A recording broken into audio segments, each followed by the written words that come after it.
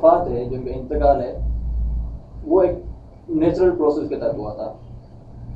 لیکن اگر آپ حضرت عیسیٰ علیہ السلام کی وفات کا معاملہ دیکھیں بائبل میں، تو بائبل کے مطابق حضرت عیسیٰ علیہ السلام کو کروسیفائی کیا گیا تھا. حالانکہ بائبل کمپلیٹلی اس چیز کو ایکسیپٹ نہیں کرتی، لیکن جو کرسچن برادرس ہیں ان کا یہی ماننا ہے کہ عیسیٰ علیہ السلام کروسیفائی ہوئے تھے. اس پوائنٹ کے مطابق بھی، یعنی ہم نے جتنے بھی ابھی میں نے پوائنٹس آپ کو بتائیں، اگر آپ ذہن میں رکھیں گے تو حضرت موسیٰ علیہ السلام صاحب جو بالکل پورے اتر رہے ہیں جو نبی، وہ نبی کریم صلی اللہ علیہ وسلم حضرت عیسیٰ علیہ السلام نہیں. ہمارے پھر کچھ اگر کرسچن برادرس کا یہ بھی ماننا ہوتا ہے اس ورس کے حوالے سے، اگر آپ ان سے کہتے ہیں تو وہ یہ کہتے ہیں کہ یہ عیسیٰ علیہ السلام کے بارے میں. اگر آپ ان سے وجہ دریافت کرتے ہیں کہ اس کی کیا وجہ تھی، چونکہ اس ٹاپک میں بات کر چکا ہوں، تو یہ وجہ بیان کرتے ہیں کہ بھئی موسیٰ علیہ السلام بھی جو تھے اور عیسیٰ علیہ السلام بھی جو تھے، مینس دونوں بنی اسرائیلی تھے، اور موسیٰ علیہ السلام بھی نبی تھے، عیسیٰ علیہ السلام بھی نبی تھے، اس لیے عیسیٰ علیہ السلام زیادہ فٹ ہوتے ہیں موسیٰ علیہ السلام کے ساتھ. اس ٹاپک میں پہلے بات کر چکا ہوں کہ وہ آنے والا نبی اسرائیلی نہیں بلکہ اسماعیلی ہونا چاہیے. نمبر دوسری بات جو خاص طور پہ کنفیوژن ہے کرسچنس کے اندر، وہ یہ کہ پہلے تم لوگ یہ ڈیسائیڈ کرو عیسیٰ علیہ السلام نبی تھے یا خدا تھے، کیونکہ تم لوگ اس کو خدا مانتے ہو. آنے والا نبی دوسری پوائنٹ کے مطابق نہیں بات. اگر سپوز کر بھی لو کہ چلو ٹھیک ہے، ان دو پوائنٹس کے بنا پر ہم امیدوار کو پہچان سکتے ہیں، تو یہ دو پوائنٹس حضرت داؤد علیہ السلام پر بھی پوری اترتی ہیں، وہ نبی بھی تھے اور بنی اسرائیلی بھی تھے. حضرت سلیمان علیہ السلام پر پوری اترتی ہیں، وہ نبی بھی تھے بنی اسرائیلی بھی تھے. وہ حضرت ہارون علیہ السلام پر پوری اترتی ہیں، وہ حضرت یحییٰ علیہ السلام پر پوری اترتی ہیں. پھر تو ایک لمبی خاصی لسٹ آپ کو مل جائے گی، پھر تو ساری امیدوار جتنے بھی ہیں وہ سب اس پر پیٹا جائیں گے. ابھی ہم آتے ہیں تیسرے نقطے کی طرف، جو ہے I will put my words in his mouth and he shall speak all that. میں اپنا کلام اس کے منہ میں ڈالوں گا. اگر آپ قرآن مجید کا مطالعہ کر رہے ہیں تو ایک مرتبہ کا واقعہ ہے، مدینہ پاک میں کچھ کرسچن آئے تھے نبی پاک صلی اللہ علیہ وسلم کے پاس، اور انہوں نے حضور سے دریافت کیا کہ آپ اپنے خدا کا تصور ہمیں بیان کریں. اب اس سین کو ذرا مد نظر رکھیے. حضور سے سوال ہوتا ہے کہ آپ کے خدا کا تصور کیا ہے، تو فوراً آپ صلی اللہ علیہ وسلم وہی نازل ہوتی ہے، کلام اللہ رب العزت کا، جواب اللہ تعالیٰ کا، لیکن منہ آپ صلی اللہ علیہ وسلم کا. جواب آتا ہے کل، کہو. یہ حضور اپنی طرح سے جواب نہیں دے رہے ہیں، اللہ تعالیٰ اپنے لفظ آپ صلی اللہ علیہ وسلم کے منہ میں ڈال رہے ہیں. کل، کہو، هو اللہ احد، وہ اللہ ایک ہے. یہ آپ صلی اللہ علیہ وسلم خود نہیں کہہ رہے ہیں بلکہ ان کو یہ کہلوایا جا رہا ہے، یہ کلام ان کے منہ میں، ان کے اندر اللہ تبارک تعالیٰ کی طرف سے نازل ہو رہا ہے، اور وہ ان کو بتا رہے ہیں کل هو اللہ احد، کہہ دو وہ اللہ ایک، اللہ الصمد، وہ بے نیاز.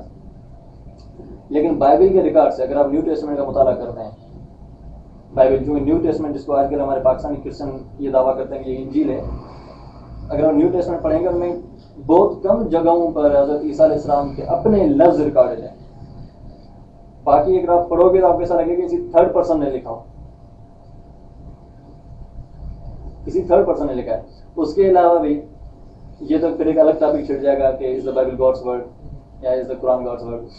تو الحمدللہ اس پر قرآن شریف کا ایک ہی بہترین جواب ہے کہ اگر آپ قرآن کے معاملے میں کسی بھی شک اور شبے کے شکار ہیں آپ، تو آپ قرآن اٹھائیے اور اس کے جیسی ایک سورہ بھی بنا کے لائیں.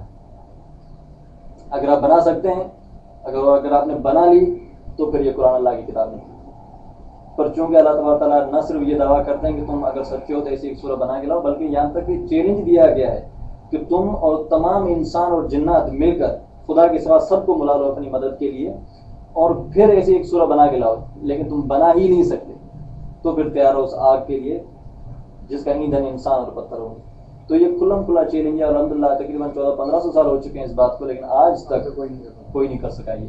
تو یہ کھلا چیلنج ہے اس بات کا کہ قرآن اللہ تعالیٰ کا کلام ہے جو آپ صلی اللہ علیہ وسلم پر نازل ہوا.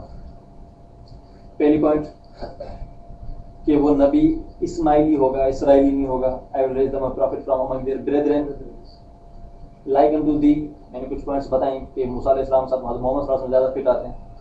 I will put my words in his mouth and he shall speak all that. اور میں اپنا الفاظ، میں اپنا کلام اس کے منہ میں ڈالوں گا اور وہ سب کچھ لوگوں کو بتائے گا اور میں اسے حکم دوں گا. اس کے بعد کی آیت یہ ہے کہ وہ جو کچھ بھی میرے نام سے انہیں کہے گا اور کوئی نہ مانے گا تو اس کا حساب میں اسی سے لوں گا. ابھی یہ بڑی پیاری پوائنٹ اگر آپ نوٹ کریں گے تو قرآن مجید کا تقریباً ہر سورہ تقریباً سوائے سورۃ توبہ کے علاوہ باقی جتنی بھی سورہ ہیں ماشاءاللہ سب شروع ہوتی ہیں in the name of Allah most gracious most merciful. وہ میرے نام سے کہے گا اور جو نہ مانے گا اس کا احسان اسی سے لوں گا. اس پروفیسی کے مطابق بھی بائبل میں آپ کو کوئی چیز نہیں ملے گی. بائبل کی پہلی ورس جو نیو ٹیسٹمنٹ کی وہ یہ کہ in the beginning was word, in the beginning was word was with God, word was with God, word was God. لیکن قرآن کو آپ دیکھتے ہیں تو شروعات کس لفظ سے ہوتی ہے؟ in the name of Allah, in the name of God, most gracious, most merciful. Us point کے مطابق بھی یہ الحمدللہ پروفیسی جو ہے نبی پاک صلی اللہ علیہ وسلم کے اوپر پوری ہو رہی ہے, نہ کہ حضرت عیسیٰ علیہ السلام کے اوپر. یہ تو تھی Deuteronomy chapter number 18 verse number 18.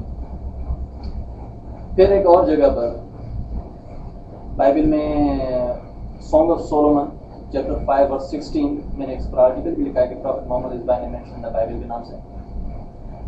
اس میں یہاں تک کہ حضرت نبی پاک صلی اللہ علیہ وسلم کا لفظ محمد موجود ہے جس کو بعد میں چینج کیا گیا ہے. یہ بات میں اس لیے بھی کر رہا ہوں کہ اس کے بعد جو مجھے بات کرنی ہے وہ اس سے تھوڑی بہت ریلیٹڈ ہوگی. اگر آپ اس وقت انگلش میں, عربک میں, اردو میں, سندھی میں, آپ کی جو بھی لینگویج ہے اس میں بائبل کا اگر آپ ترجمہ پڑھیں گے تو آپ کو اس میں کہیں بھی محمد صلی اللہ علیہ وسلم کا نام نہیں ملے گا.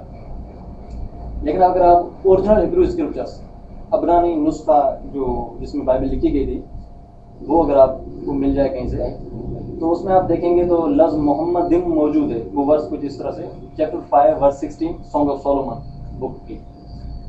ایک تو ممتکن وقلو محمد زہدودی و زہرائی بینت یروشلم. His mouth is most sweet. Yeah, he is Muhammad, جس کو چینج کیا گیا. He is altogether lovely. This is my beloved, this is my friend, O daughters of Jerusalem. یہ جو ٹرانسلیشن میں آپ کو بتایا یہ کنگ جیمز ورژن کا ہے. یہ بائبل کا انگلش ٹرانسلیشن بہت مشہور ورژن مانا جاتا ہے. اس میں انہوں نے کیا کیا ہے کہ محمد ورڈ کو چینج کر کے اس کی جگہ altogether lovely رکھ دیا. اور مزے کی بات یہ کہ میں نے کچھ دن پہلے انٹرنیٹ پر ایک اردو ترجمہ سرچ کیا تھا تو حیران کن بات تو یہ تھی کہ اس میں محمد کی جگہ جہاں انگلش میں altogether lovely یوز ہوا ہے وہاں کوئی لفظ ہی نہیں ہے. وہاں اس کی جگہ پر کوئی لفظ ہی نہیں ہے. اس کا منہ ازبر شیریں ہے, وہ میری پیاری ہے اے یروشلم کی عورتوں. ابھی مزے کی بات ہے کہ سب سے پہلی جو اس میں چینجنگ کی گئی وہ یہ کہ محمد دن کو مٹا کر altogether lovely کیا گیا. اردو ورژن میں وہ بھی ہٹا دیا گیا, اس کی جگہ ہی خالی. اب جیسے عربک میں حاضہ جو ہے وہ مذکر کے لیے استعمال ہوتا ہے, حاض ہی کسی فیمیل کے لیے استعمال ہوتا ہے. اسی طرح سے ہیبرو لینگویج میں زہ استعمال ہوتا ہے میل کے لیے, زیت استعمال ہوتا ہے فیمیل کے لیے. اب اس ورس جو ہے اس میں ہے کہ زہدودی مینس یہاں پر کسی میل کے بارے میں بات ہو رہی ہے, فیمیل کے بارے میں نہیں. لیکن اردو اگر آپ ترجمہ پڑھیں گے تو اس میں نہ صرف یہ کہ محمد کی جگہ پر چینجنگ کی گئی ہے بلکہ جہاں پر ایک مرد کا ذکر ہونا چاہیے تھا وہاں پر ایک عورت کو پٹ کر دیا گیا کہ وہ میری پیاری ہے, وہ میرے عزیز ہے اے یروشلم کی عورتوں. ہیبرو ورڈ ہے ایکو ممتکم وقل وہ محمد زہدودی زہرائی بینوت یروشلم. یہ عربک میں بھی ہے بنت, انگلش میں صحیح ہے ڈاٹرز آف یروشلم. اردو میں اس کا ترجمہ کیا گیا اے یروشلم کی عورتوں. ڈاٹر اور عورت ان کا ایک اپنا حساب کتاب ہے, جب جو چاہیں چینج کر سکتے ہیں. اچھا نمبر دوسری بات, ایک تو یہ تبدیل کی گئی اس میں. ابھی میں آ رہا ہوں اس بات کی طرف جو اس میں بک آف ڈیٹرونومی میں ایک نبی کا ذکر کیا گیا ہے جو اپنے 10,000 ساتھیوں کے ساتھ جبل فاران پر آئے گا. اب یہاں پر چونکہ میرا ذاتی اندازہ ہے کہ یہاں پر بھی تبدیلی کی گئی جس طرح کے بائبل کا دستور رہا ہے.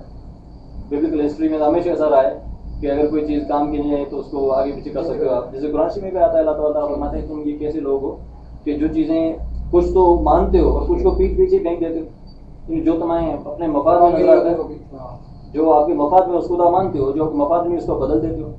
ایک جگہ پر یہ بھی ہے کہ تم چند تھوڑے معاوضے کے تحت اللہ کے کلام کو بدل دیتے ہو.